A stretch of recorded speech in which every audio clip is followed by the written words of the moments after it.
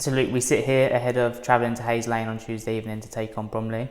But prior to talking about that game, we travelled to Torquay on Saturday and drew 1-1. Your sentiment after the game was it was 2 points dropped rather than 1 point gained. Come Monday morning, is that still your feeling? Watched it back yesterday. Yeah, I felt we were very productive first half. Don't think we took full advantage of them going down to 10 men. Probably conformed more to the way they wanted to play as opposed to the way we should have played. Wasn't it as expansive as we should have been? Like I said after the game, if I travelling down on the M3 the day of the game, I would have taken a point, in all honesty. The manner in which the game's panned out, going 1-0 down and having the reaction we did to go level just on the cusp of half time, I felt that we probably wanted more from the game. Reedy's chance back post, Kane Smith breaking their defensive line back post, and then Kane wrapping across the face of the goal where Reedy and Shaq were unfortunate not to tap it in. And I can't think of many real clear-cut opportunities for Torquay. Ben Winter from the edge of the box has pulled out a world-class save from Ashmore again, but they're a very good side. I felt going down there that they would have been our biggest test, and I felt that we stood up to that and we're worthy of 3 points. But for us, unfortunately, we weren't able to go and get that late winner, and we wipe our mouth and move on. So when you look at our games so far this season, Wrexham, Solihull, Dagenham, and then on Saturday against Torquay, all dominating performances, but we're dropping points. Lots of chances created. Do you think once we add that killer, what you allude to, we'll be there or thereabouts? Listen, I think we've controlled many games. I think we controlled the games down at Wrexham, controlled the game even with 11v11 at Solihull.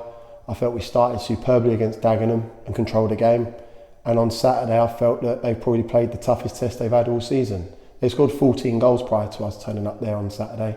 5 against Crawley, 5 against Hartlepool, 4 against Aldershot. And I felt that we limited them to very minimal, and I felt we caused them problems. We didn't have that killer, didn't have that final third craft and guile, and it needs to come, because if I'm the 23s manager, I'm looking at all the patterns that are played out. The way we played in that first half was pretty on the eye. It was lovely, a passing game, and you can say you're developing players and you've got 1 or 2 that progress into a first team. Unfortunately, we're in the business of winning games, and we need to ensure that we're putting teams to bed when we have our moments. And tomorrow night, Bromley will have their moments. We need to guard against that, and when we get the opportunities to put the ball in the back of the net, we have to have more killer.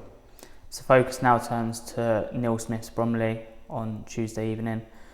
After a gruelling test against Torquay on Saturday afternoon, a long travel there and back, do back-to-back games come much tougher than that? I just said to the management team then that planning is just constant. You finish the game against Southend, you play Dagenham. You finish the game against Dagenham, you play Torquay. You finish the game against Torquay, you play Bromley. You finish the game against Bromley, you play Altrincham. It's tough. I'm not the only manager that's doing it. So it's very much, you finish one, you're preparing for the next. And at the minute we've got 2 or 3 injuries that in an ideal world we'd have the 18-19 available like we did from the offset. Because rotation is going to be key at this time, because you've got to limit boys' minutes, got to limit boys in terms of their little niggles and their little tightnesses. And you look at Neil Smith and his side, in the last 4 or 5 games, he made 2 or 3 changes every game. And that's something that, as it stands at the minute, I haven't got that luxury. I said I felt that I've got the best squad that, to my disposal. It's brilliant when you've got a whole squad. To have 4 players that are not available, on Saturday you lose Cabs being the 4th, you're looking around going, we're quite stretched and quite thin on the ground. So having Saturday, Tuesday is going to test us. It's not an excuse in any way, shape or form. The personnel that have gone in there have done really well. Different permutation, Gus, Macca and Piero, but I can't question their commitment, can't question their work ethic.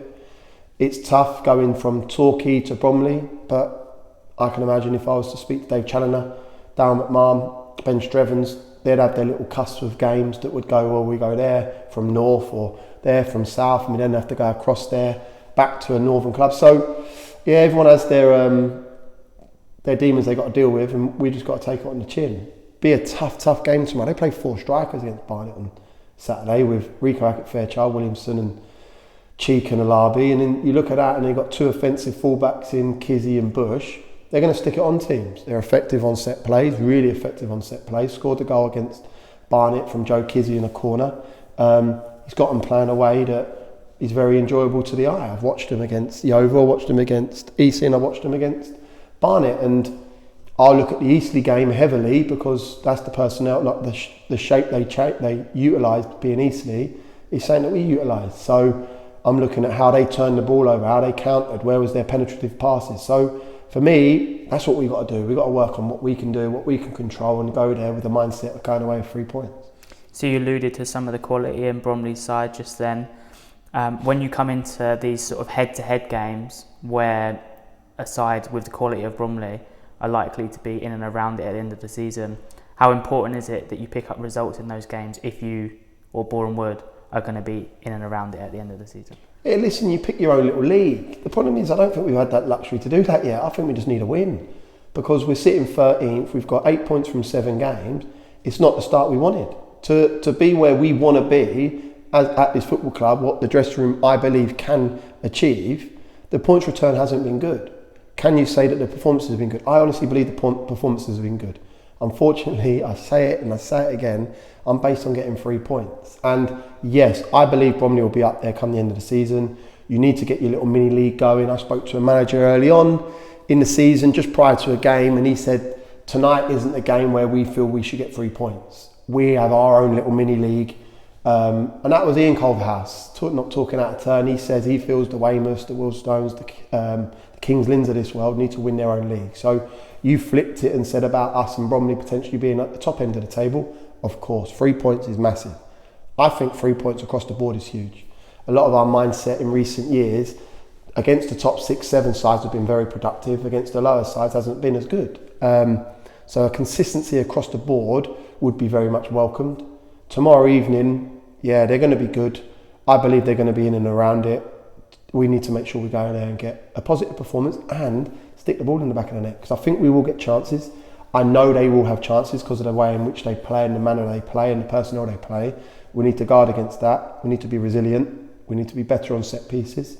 And if we do that, I feel that we can be positive and get a result. So you spoke about some of the injury troubles that we've had. Cabby being the fourth with his hamstring on Saturday. Is there any update? Do we have any boys who will be ready and fit and raring to go for Tuesday night? 2. I believe the other 2 will be a little bit more longer term. We're hopeful that they'll be both available for the week leading up to the FA Cup game. 2 of them, in fairness, getting 1 back would be a positive because it aids us. Cabby and Cause are very close. I've got to be cautious though. We are still only 7 games in and I don't want to lose someone long term, and both are muscular injuries, and if you don't get it quite right, you can cause yourself a little bit more longer term problems. So, and they're quite key in the way in which we play, how we play. Cause is fantastic at setting the press and he goes around his game. It's upsetting for Core potentially not being available to play against his old side. So, and I always have that thing where you don't have a bad day when you don't have a bad game against your last club. So if we can get 1 or 2 back, positive. If not, dust ourselves down. We go there with the same mentality as what we did against Torquay and go there with the mindset of winning the game of football. You won't hear me grumble. The chairman's given me a luxury of having this squad. In recent years, we'd be at 15, 16 players and I'll be dipping into the academy at the minute. That's not been the case. You look at my bench being Ryan Huddart, Dave Stevens, Danny Woodard, Shaq Coulthurst and Zane Francis en goal on Saturday. Still a frightening bench. And then you had the likes of Kieran Murtagh, Corey Whiteley and Mark Ricketts sitting at home. It's a good squad. It's a very good squad. To lose Cabby after 15, 16 minutes and then to put on Shaq Coulthurst shows the strength. It's just that we don't really have that offensive player to bring on later stages of the game, and hopefully we have that luxury with Core and Cavs being available tomorrow evening.